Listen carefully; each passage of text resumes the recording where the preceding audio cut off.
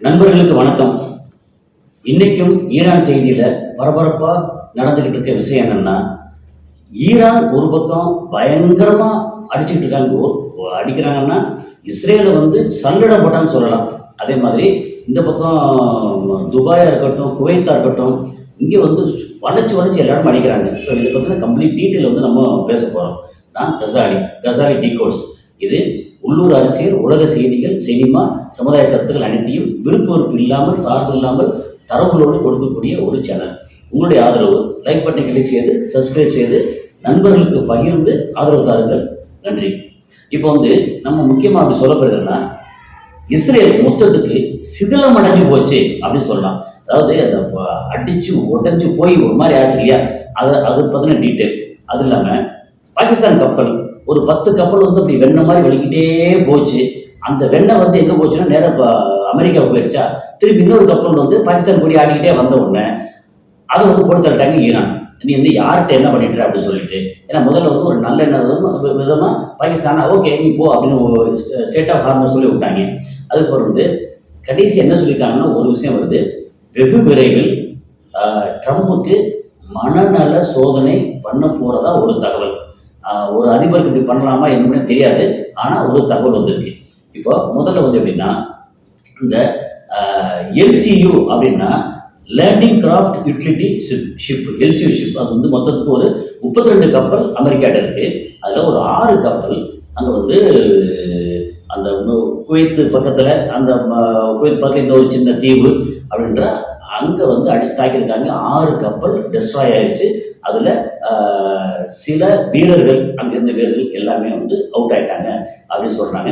அதை பற்றின இன்னும் ஃபுல் டீட்டெயில் வந்து கைக்கு வரலை. ஆனால் எல்சியு ஷிப், அதாவது லேண்டிங் கிராஃப்ட் யூட்டிலிட்டி ஷிப், அது என்னென்னா நார்மலாக வந்து கமர்ஷியல் ஐட்டங்கள் கிடையாது, இல்லை ஆயில் டேங்கர் கிடையாது. அதில் வீரர்களை கொண்டு போகலாம், அம்யூனிஷன்ஸ் அது இதில் கொண்டு போகலாம். இந்த மாதிரி சில ஐட்டங்கள் எல்லாம் போருக்கு தேவையான தளவாடங்களையும் வீரர்களையும் கொண்டு போய் சேர்க்கக்கூடிய ஒரு ஷிப். அதில் 6 கப்பல் அடிச்சிருக்காங்க ஈரான். இப்போ அது போக வந்து நம்ம பாகிஸ்தான் ஷிப்பை பற்றி சொன்னோம். நேற்று வந்து ஒரு 2 நாளைக்கு முன்னாடி நம்ம இவரே ட்ரம்ப் என்ன சொன்னார், ஈரான் வந்து எங்களுக்கு பரிசு கொடுத்துருக்கு அப்படின்னு அதை பேசும்போதே பக்கத்தில் வந்து 2 பேர் உட்காந்துருந்தாங்களா, அதை கூப்பிட்டு ஓகே அதை சொல்லிட்டுமா அப்படி சொன்னாரா. அது வந்து பாகிஸ்தான் கொடி வச்ச கொடி ஏற்றின ஒரு 8 ஆயில் டேங்கர் ப்ளஸ் 2 போட்டு, பெரிய போட்டு பெரிய கப்பல், அது சின்ன கப்பல் பெரிய போட்டு, அது 10 அது வந்து வெளியில் போச்சு. அழகாக அப்படி போச்சு, ஒரு பிரச்சனையும் இல்லை. ஈரான் வந்து ஓகே சொல்லிட்டாங்க அப்படின்னு விட்டாங்க. அது வந்து போய் நேராக வந்து அமெரிக்காவுக்கு போயிடுச்சு. அப்போ அது அமெரிக்காவுக்காக போகுது அப்படின்னு சொன்ன உடனே அடுத்து இன்னொரு கப்பல் வந்து கொடி ஆட்டிகிட்டே வந்தோடனே போட்டு தட்டாங்க. நீ வந்து யாருக்கிட்ட வந்து பண்ணுற, நீ வந்து பாகிஸ்தான் இந்த மாதிரி பண்ணுறதெல்லாம் வேறு இடத்துல வச்சுக்கோ, நம்மகிட்ட வந்து இதெல்லாம் வேண்டாம். நீ எப்பேற்பட்டாலும் தெரியும், வந்து ட்ரம்ப்புக்கே வந்து நோபல் பரிசு கொடுத்தே ஆகணும்னு சொன்ன ஆளுதானே நீ அப்படின்னு. முதல்ல சரி ஓகே நம்ம வந்து பக்கத்தில் இருக்கோம், ஒரு பிரச்சனை வேண்டாம்னு சொல்லி அதை அலோவ் பண்ணால் நீ இப்படிலாம் பண்ணுவியா, இப்போ உன் கொடி ஆட்டிகிட்டே வந்து அமெரிக்காவுக்கு கொடுப்பியா அப்படின்னு இதை போட்டு தள்ளியிருக்காங்க ஒரு கப்பலை இன்னைக்கு. அது போக வந்து இங்கே இன்னைக்கு காலையில் வந்து என்ன நடந்துச்சுன்னா, துபாயில் ஜபலி போர்ட்டுன்னு சொன்னால் அந்த போர்ட்டில் வந்து ஒரு ஏதோ அடிபட்டு, அதாவது மேலே இன்டர்செப்ட் பண்ண ட்ரோன்ஸ் இதெல்லாம் மொத்தமாக வந்த ட்ரோன் அது அடிபட்டு ஒரு 5 இந்தியர்கள் வந்து காயப்பட்டிருக்காங்க தகவல் வந்தது. ஆனால் என்ன நடந்தது அப்படின்னா, அந்த யுஎஸ் நேவல் ஃபோர்ஸ் சோல்ஜர்ஸ் அவங்க வந்து கிட்டத்தட்ட 400 சோல்ஜர்ஸ் ஒரு இடத்துலையும் 100 சோல்ஜர்ஸ் இன்னொரு இடத்துலையும் இருந்தால். அதில் வந்து எப்படின்னா என்ன போர்ட் அப்படின்னா அல் ஷியோ போர்ட்டு, அதுக்கப்புறம் துபாய் போர்ட்டில் வந்து ஜவல்லி போர்ட்டு ஒன்று இருக்குது, அப்புறம் வந்து ராஷித் போர்ட்டு ஒன்று இருக்குது. ஸோ ஜவல்லி போர்ட்டு இங்கே வந்து நிறைய பேர் எப்படின்னா சாதாரண ஒரு சின்ன குடிசை மாதிரி இருக்கக்கூடிய, அதாவது துபாயில் குடிசை இல்லை, ஆனால் என்னென்னா 5 ஸ்டார் 7 ஸ்டார் ஹோட்டல் அப்படிலாம் இல்லாமல் ரொம்ப 3 ஸ்டார் 2 ஸ்டார் ஹோட்டல் அந்த மாதிரி ஒரு ரொம்ப லோவான இடத்துல அவங்க வந்து மறைஞ்சிருக்காங்க. வந்து வேறு வழி இல்லை. எப்படி பார்த்தாலும் அங்கே இருக்கிற யுஏயில் இருக்கக்கூடிய அமெரிக்க பேஸ் வந்து நிறைய அடிச்சிட்டாங்க. அப்படி இருந்தால் கூட இன்னும் வந்து பாதுகாப்பு இல்லை அப்படின்னால அமெரிக்க வீரர்கள் வேறு வழி இல்லாமல் அங்கங்கே வந்து மக்களோட மக்களை கலந்து இருக்கிற மாதிரி. அதில் நம்ம நண்பர் வந்து துபாயில் வந்து பேசிட்டு இருக்கும்போது அவர் என்ன சொன்னார் வந்து, நானே கண்ணாட பார்க்குறேன், இங்கே வந்து நடமாட்டம் தெரியுது, அதனால் ரொம்ப கேஷுவலாக இல்லாமல் அப்பப்போ வெளியில் அங்கேருந்து அமெரிக்க ஆட்கள் வர்றாங்க, அங்கே தங்குறாங்க அப்படின்னு சொல்லி பயந்துட்டே சொன்னார். ஏன்னா இந்த அமெரிக்க சோல்ஜர்னால நம்ம இந்தியர்களுக்கும் பாதிப்பு வருமோ அப்படின்னு சொல்லி சொல்கிறாங்க. இப்போ இன்னொரு முக்கியமான விஷயம் என்னென்னா, நம்ம ஹவுதிஸ் வந்து அஃபிஷியலி அவங்க என்ன பண்ணிட்டாங்க, இந்த போரில் அமெரிக்கா அண்ட் இஸ்ரேல் எதிர்த்து நாங்கள் வந்து ஜாயின் பண்ணிட்டோம் அப்படின்னு. ஸோ ஜாயின் பண்ணிட்டா என்ன வந்து ஏதாவது லெட்டரில் எழுதி கொடுக்க போகிறாங்களா அப்படின்ற ஒன்றும் இல்லை. நாங்கள் ஜாயின் பண்ணிட்டோங்கிற அறிவிப்பை என்ன பண்ணுறாங்கன்னா, ஒரு மிசைலை வந்து இஸ்ரேலுக்கு அனுப்பிச்சு அங்கே போட்டு தள்ளிட்டு அதுக்கப்புறம் ஓகே நாங்கள் ஜாயின் பண்ணிட்டோம். அப்படி ஜாயின் பண்ணுறோட ஒரு என்ன சொல்கிறது, ஒரு ஒரு டோக்கன் வந்து ஒரு மிசைல் அனுப்புறது அப்படின்னு இஸ்ரேலில் மிசைல் அனுப்பிச்சிருக்காங்க. அது அஃபிஷியலாக ஜாயின் பண்ணியிருக்காங்க. அதுவே வந்து இப்போ எல்லாத்துக்கும் இன்னும் அங்கே ரொம்ப முக்கியமாக இஸ்ரேல் அண்ட் அமெரிக்கா வந்து வயிற்றுல புளி காய்ச்சிருக்கு. ஏன்னா இப்போ இஸ்ரேலுக்கு வந்து ஒரு முனை இருமுனை தாக்குதல், 4 முனை தாக்குதல். ஒன்று ஈரான் போட்டு அடிச்சுட்டு இருக்காங்க. அதை ரிட்டாலியேட் பண்ணுறதுக்கு ஏர் டிஃபென்ஸ் சிஸ்டம் டோட்டலாக வந்து அவுட் ஆயிருக்கு. அப்படின்னா அவங்களுக்கு மெட்டீரியல் இல்லை. அது போக திருப்பி தாக்கணும் அப்படின்னா அதுக்கு மெட்டீரியல் இல்லை. அவங்க ரன்வே எல்லாம் நிறைய அடிச்சிட்டாங்க. இதில் வந்து ஹைஃபா துறைமுகம் நிறைய மொத்தத்துக்கு அவுட் ஆயிடுச்சு. அதுபோக பென்குரியன் ஏர்போர்ட்டு அங்கே இருக்கிற ரன்வேலாம் அடிச்சிருக்காங்க, ஆஃபீஸில் அடிச்சிட்டாங்க. அது போக பெரிய பெரிய கட்டிடங்கள் இஸ்ரேலில் இருந்த அமேசான் மாதிரி இருக்கிற பெரிய பெரிய கட்டிடங்கள் அங்கே வந்து சாஃப்ட்வேர் பண்ணுறது இது பண்ணுறது, அது போக வந்து மொசாடோட ஹெட் ஆஃபீஸு எல்லாத்தையும் போட்டு அடிச்சாச்சு.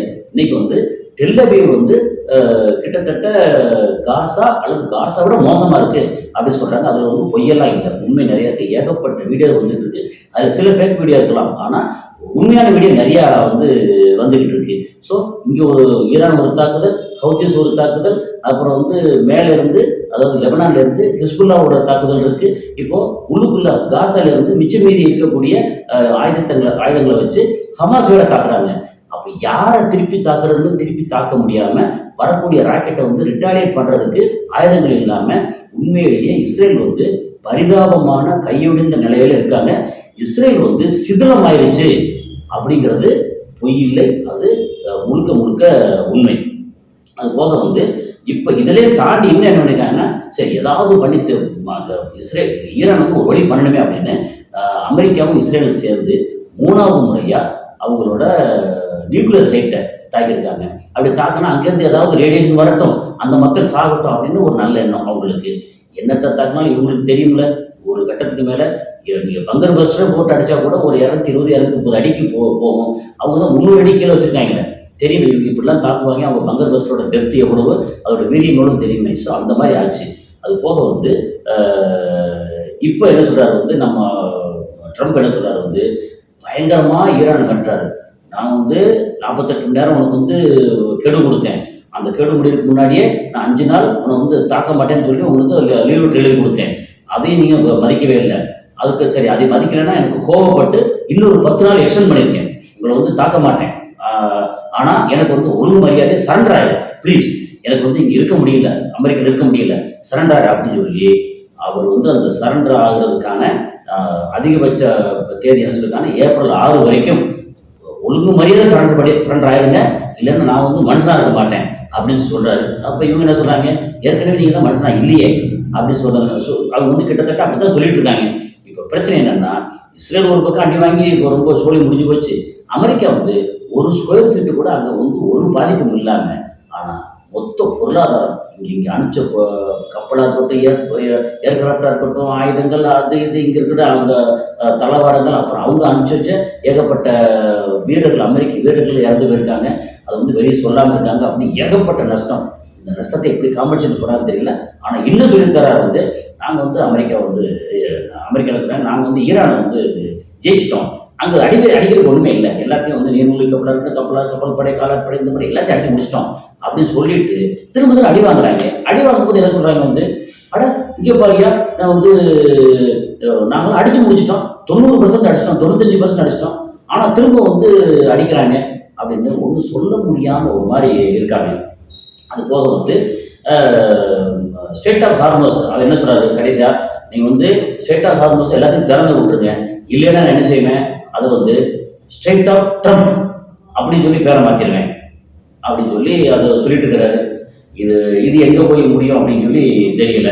அது போக வந்து என்ன சொல்றாரு, திரும்ப ட்ரம்ப் என்ன சொல்றாரு, ஈரான்ல நாங்க இன்னும் ஏற்கனவே 16,000 குண்டுகள் போட்டிருக்கோம், ஏகப்பட்ட இடங்கள் அடிச்சிருக்கோம், இன்னும் வந்து தாக்காத இடங்கள் வந்து இன்னும் ஈரான்ல ஒரு 3554 இடங்கள் இருக்கு, டார்கெட்ஸ் இருக்கு. அதெல்லாம் நாங்கள் திரும்பி அடிப்போம். ரொம்ப கேர்ஃபுல்லாக பார்த்துக்க. உங்களை வந்து நீங்கள் நல்லா இருக்கணும் அல்லது தப்பிச்சு போங்க குறைச்சி போங்க அப்படின்னு சொல்லியாச்சுன்னா இன்னும் 3554 இடங்கள் இருக்கு, அதை அடிப்போம். அதனால ஒழுங்காக மரியாதை சரண்டர் ஆகுங்க அப்படின்னு சொல்லி கிட்டத்தட்ட மிரட்டலாக கெஞ்சுறாரு அப்படின்னு சொல்லலாம். இப்போ வந்து கடைசியா ஒரு செய்தி, இந்த செய்தி வந்து பல இது பப்ளிக்காக எல்லா ஊடகங்களையும் வரல. ஆனால் நம்ம வந்து நிறையா இடங்கள்ல தேடுறோம். அந்த தேடும்போது வந்த ஒரு செய்தி என்னன்னா, கூடிய சீக்கிரம் அந்த செனட்டு எல்லாம் மொத்தமாக சேர்ந்து ஒரு அதிபருக்கு வந்து மனநல சோதனை பண்ண போறதா. அது என்னைக்கு பண்ண போற என்னன்னு அந்த டீட்டெயிலாக தெரியல. ஆனால் ட்ரம்ப்புக்கு மனநல சோதனை செய்ய போறதா ஒரு தகவல். அது வந்து பப்ளிக்கெல்லாம் செய்ய மாட்டாங்க. இதே மாதிரி வந்து மாற்றி மாற்றி பேசிக்கிட்டு இருந்தால் இதே மாதிரி பிரச்சனை போயிட்டே இருந்துச்சுன்னா என்ன நடக்கும்? அது வந்து ஒரு ஒரு கட்டத்துக்கு மேலே அமெரிக்காவே இப்பவே கிட்டத்தட்ட பாதி நாசம், இன்னும் மொத்தத்துக்கு முழுசா நாசம் அடைகிறதுக்குள்ள இவருக்கு என்ன ஆச்சு? ஒரு மனநிலை சரியில்லை அப்படின்னு சொல்லி டாக்டர் சர்டிஃபிகேட் கொடுத்தாங்கன்னா அப்போ மனநிலை சரியில்லாதவருக்கு ஒரு அதிபராக இருக்க முடியாது அப்படின்னு சொல்லி அவரை தூக்கி போட்டுட்டு வேற ஆள் வந்து அதிபராக வர்றதுக்கான வாய்ப்பு இருக்கு. அந்த மனநல சோதனை என்னைக்கு தெரியல, ஆனால் பண்ண போறதா ஒரு தகவல். ஸோ அடுத்தடுத்த செய்தி என்ன வருது அப்படிங்கிறத அடுத்தடுத்த காணொலியில் சந்திப்போம். நன்றி.